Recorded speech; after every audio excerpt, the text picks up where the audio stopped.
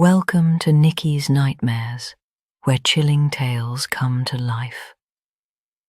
In tonight's terrifying episode, we explore three of America's most haunted hotels, places where history bleeds through the walls, where guests check in but spirits never check out, and where the living walk side by side with the dead.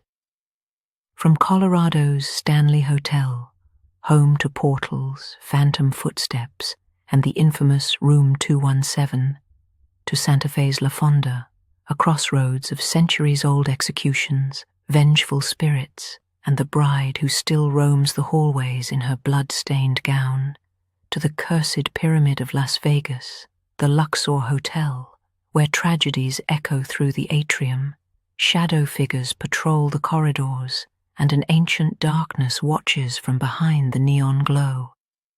These are the places where nightmares don't wait for you to fall asleep. They greet you the moment you open the door.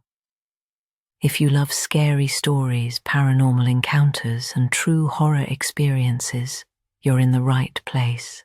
Make sure to like, subscribe, and join me as we descend into the deep, dark, and the mysterious.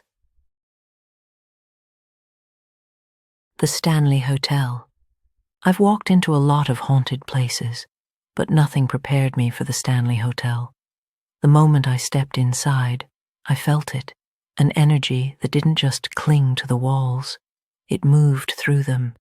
People say it comes from the portal that hovers over the grand staircase, a gateway created by mirrors facing one another, an endless hallway of reflection where spirits slip in and out of our world like drifting smoke. And standing there, staring into those mirrors, I swear something stared back. The strangest part, many of the spirits here didn't die within these walls. They simply loved this place too much to leave. Joy, glamour, tragedy, it all clings to the Stanley like frost on glass. Former guests, the hotel's founders, and things, creatures that don't carry names at all. Walking its halls feels like stepping into a whirlpool of echoes, each one tugging at you, inviting you deeper. The hotel's origins are almost as eerie as its hauntings. Freelan Oscar Stanley, yes, the inventor, came to Estes Valley while dying of tuberculosis. Some say he came here to live. Others whisper he came here to die somewhere beautiful. But after just one summer of mountain air and sunlight, he walked out healing, like the valley itself had breathed life back into him. Maybe that's why he built this place, a grand Edwardian escape in the wild frontier. For decades it shimmered with opulence, America's elite stepping through its doors for rest, renewal, and fresh mountain air. But time isn't kind, even to the beautiful. By the 1970s, the Stanley had rotted into a ghost of itself, empty, dim, almost waiting for the inevitable wrecking ball. It would have died, if not for a nightmare born in room 217. Stephen King told the story himself. He and his wife arrived on the very last night the hotel was open for the season. They were the only guests inside its massive creaking frame. King remembered the wind howling outside the windows, the kind of sound that makes a person feel watched. That night, in room 217, King dreamed of a fire hose coming alive, chasing his screaming son down the hallway. He woke breathless, terrified, lit a cigarette, and by the time the smoke curled away, the shining had formed in his mind like something whispered to him by the hotel itself. But the strangeness in room 217 didn't begin with King. No, it started decades earlier. June 25th, 1911. A flood swept the valley. The hotel lost power. Freelan Stanley had gas lanterns installed in the rooms, but a leak allowed gas to pool inside room 217. When the head chambermaid, Elizabeth Wilson, walked in with a candle, the entire room exploded. The blast launched her from the second floor to the dining room below. 10% of the hotel was destroyed. Witnesses said a bathtub literally flew through the air. And yet, she lived. She came back to work 2 years later and stayed until 1950. Her story should have ended, but it didn't. Guests still feel her presence, soft, orderly, almost motherly, clothes folded overnight, suitcases rearranged. One couple even swore the bed was made around them in the middle of the night. And room 217 is only one corner of this place. Room 401 holds something darker. Women report being touched in the closet, not gently. One man watched his wedding ring slide across the counter and fall into the sink, like an invisible hand pushed it out of spite. Room 407? Guests describe being tucked into bed by unseen fingers. Others feel the mattress dip at their feet, someone sitting down, yet nothing is ever there when the light snaps on. Room 428 is where the cowboy appears, a looming figure believed by some to be Rocky Mountain Jim, the outlaw with half his face carved up by a grizzly bear. His ghost sits at the foot of the bed, brushes phantom lips against the faces of sleeping women. And although no room lies above 428, guests often hear heavy footsteps pounding across the ceiling, furniture dragging across a floor that shouldn't exist. Every hallway here carries whispers, every room holds a memory. Even without its haunting reputation, the Stanley Hotel is breathtaking, majestic, historical, timeless. But once you feel the presence in its walls, once you hear your name in an empty corridor, once you sense the invisible weight sitting beside you on the bed, you understand why people come here from all over the world. They're not just seeking history, they're hoping the hotel will acknowledge them back. La Fonda. I've stayed in haunted hotels before, but La Fonda on the Plaza is different. The moment I stepped through the front doors at 100 East San Francisco Street in Santa Fe, I felt it, an old heaviness, like the walls were remembering things they'd never stopped seeing. La Fonda isn't just a hotel. It's a crossroads, one that's been collecting stories, sins, and spirits for over 400 years. Built in 1922, the current structure is beautiful, hand-painted furnishings, original art, warm colors meant to make visitors feel at home. But underneath that charm lies a much older truth. The land La Fonda sits on has been hosting travelers since 1607, back when Santa Fe was barely a settlement. And from the beginning, death walked its hallways. The first thing I learned was that this place wasn't always La Fonda. It was once a frontier hotel, one of the first businesses in the entire city. Court cases were held here, and so were executions. Those sentenced to death were hung in the lobby, their bodies displayed like warnings. That energy never left.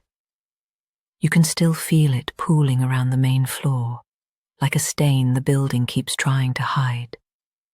Later, when the Santa Fe Trail opened, everyone came through, politicians, soldiers, wandering traders, mountain men. And after New Mexico became an American territory in 1848, the place was renamed the U.S. Hotel, a rough gambling hall where fortunes were won, lost, and sometimes paid for in blood. And that's where one of La Fonda's most persistent ghosts was born. In 1857, a gambler who'd pushed his luck too far was dragged out by a lynch mob and hanged in the hotel's backyard. Justice was quick and cruel. Many believe he's the same dark figure guests still see today, a tall man in a long black coat, pacing the hallways long after midnight. My first night there, I heard him. I'd barely fallen asleep when footsteps echoed outside my door, heavy, deliberate, dragging just slightly, like someone walking with purpose but not quite touching the ground. At first, I thought it was a late guest returning to their room until the footsteps stopped right outside mine and stayed there. I didn't move, didn't breathe, didn't even dare look toward the peephole. The next morning, I asked the front desk if anyone else had complained. The clerk hesitated, then admitted that staff members had seen a man vanish into the stairwell, only for the staircase to be completely empty when they followed. I knew I wasn't imagining it. Something had stopped at my door and lingered. But that gambler wasn't the only death etched into Fonda's foundation. A decade after his execution, in 1867, a violent argument erupted inside these walls between the Chief Justice of the Territorial Supreme Court, Judge John P. Slough, and Captain Ryneson, a territorial legislator. Accusations were thrown, thief, liar, and pride tipped into rage. Ryneson pulled a gun and shot Judge Slough on the spot. The judge died soon after. Ryneson was acquitted, but the anger of that moment never faded. Guests still report hearing an explosive crack, like a gunshot echoing down the hallway, only to find the corridor empty and still. Then came the Exchange Hotel era. A traveling salesman, already drowning in debt and heartbreak, lost not only his own money at the card tables, but his company's money as well. Desperate, ashamed, and out of options, he walked out to the deep well that once sat beside the gambling hall, and jumped. To this day, some guests feel a sudden cold rush of air near the old well site, as if someone is still falling, and never hits the bottom. But the spirit that haunts Fonda most often, the one people whisper about with a mix of fear and sorrow, is the bride in room 510. She was murdered on her wedding night, not by a stranger, but by an obsessive former lover who followed her here and ended her life before she could begin her new one. People see her drifting through the hallways in a white gown, gliding into elevators that open and close on their own. Others have spotted her reflection in the lobby mirrors, staring back with eyes full of grief, her veil fluttering even when the air is still. Room 510 remains one of the most requested and most feared rooms in the entire hotel. On my last night at Fonda, I walked the hall slowly, letting that ancient energy settle around me. Santa Fe has always carried an eerie quiet in its bones, the kind of silence that remembers centuries of hardship, violence, and unspoken stories. And Fonda is one of its oldest storytellers. As I rounded the corner toward the stairwell near my room, I saw him, the man in the black coat. He didn't walk. He drifted, just a few inches above the floor, his shadow stretching impossibly long behind him. He turned the corner, coat sweeping like a whisper, and disappeared into the stairwell.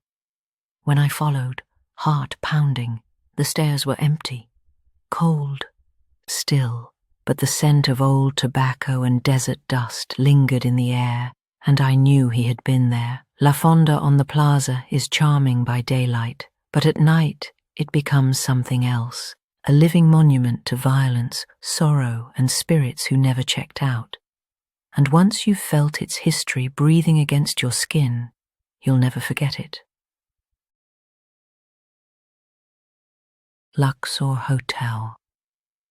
I never expected the Luxor Hotel to feel this heavy the moment I stepped inside, like the air had weight, like something was watching from the shadows between the hieroglyphs.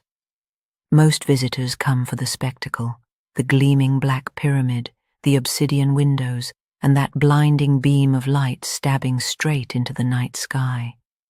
But I came for something else, the stories, the whispers, the things this hotel tries desperately to bury. The Luxor is iconic, sure, famed for its ancient Egyptian design and the lavish casino floor, but beneath the neon and polished stone, there's a darker history, one that clings to every hallway like the scent of dust from a tomb just cracked open. And the moment I crossed the threshold, I knew the stories weren't exaggerations. As I rode the elevator upward, I felt a strange shiver, almost like someone had stepped in with me. But I was alone, or at least I thought I was. The Luxor was built fast, too fast. MGM Resorts pushed a massive $375 million project into just 18 months back in 1992 and 1993. And rumors say the speed came with a cost.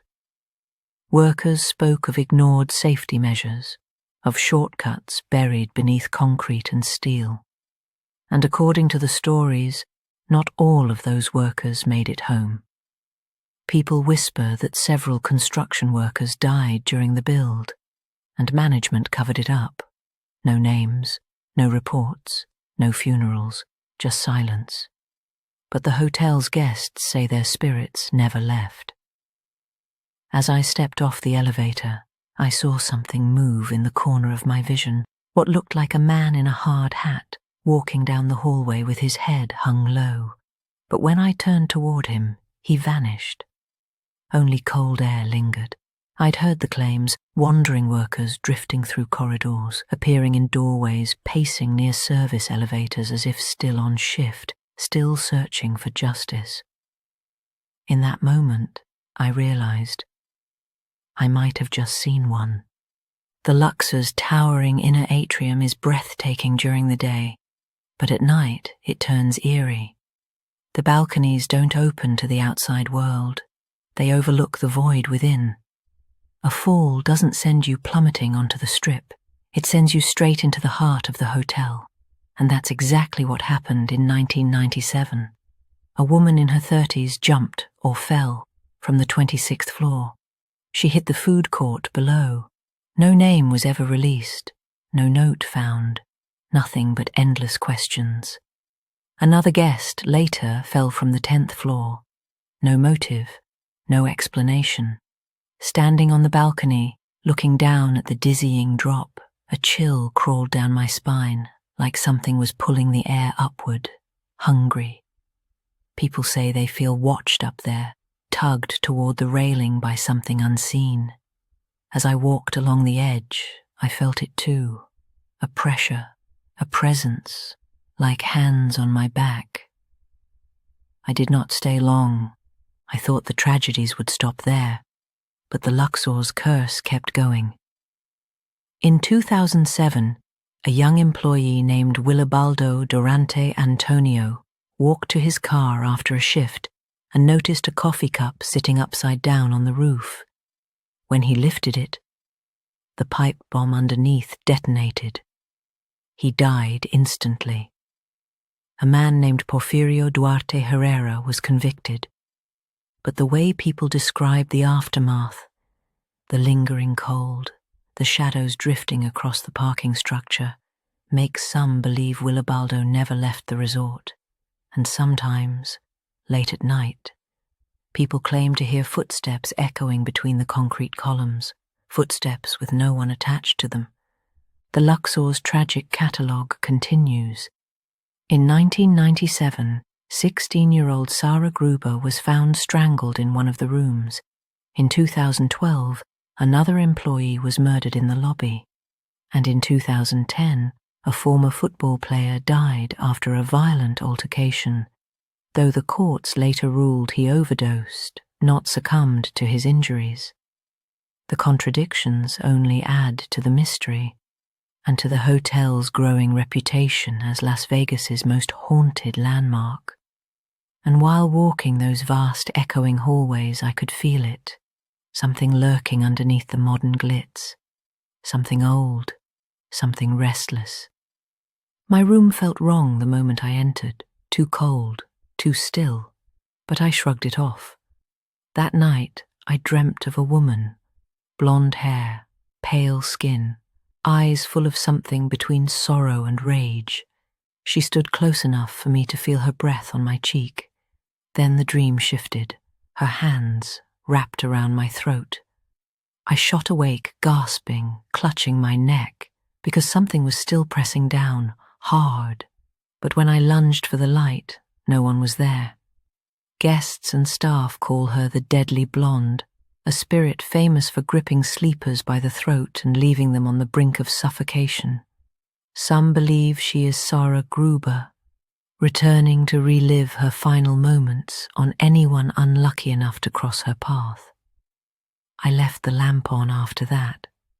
The next day, I wandered into the Luxor's Titanic artifact exhibition, home to more than 250 genuine items rescued from the doomed ship.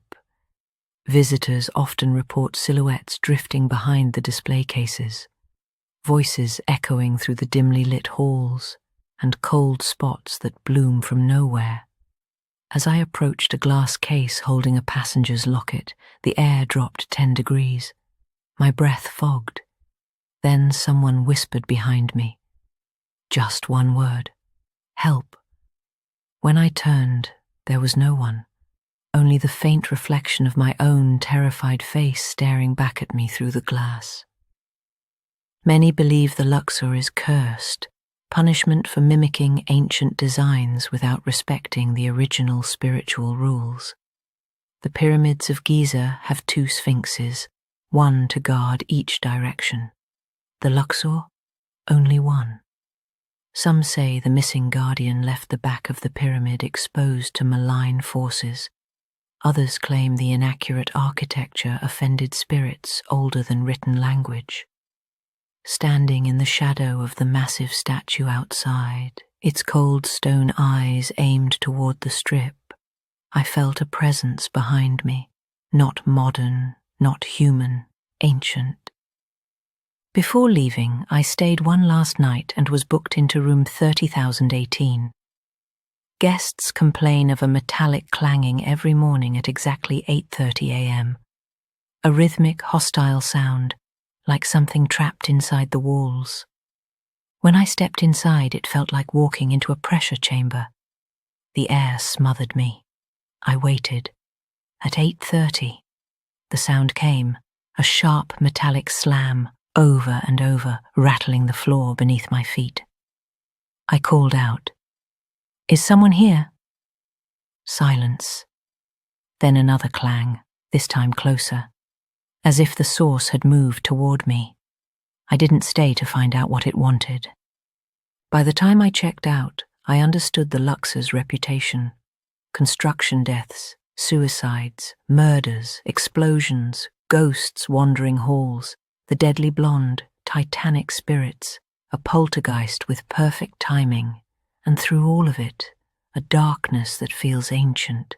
Whether it's a curse, restless souls, or something far older watching from the shadows, one thing is certain: the Luxor doesn't sleep, and neither do the things trapped inside its walls if you ever visit. Don't ignore the cold spots, don't dream of the blonde woman, and whatever you do, don't book room 30,018. The story ends here, but the terror does not. Join me again. Like, comment, and subscribe if you dare.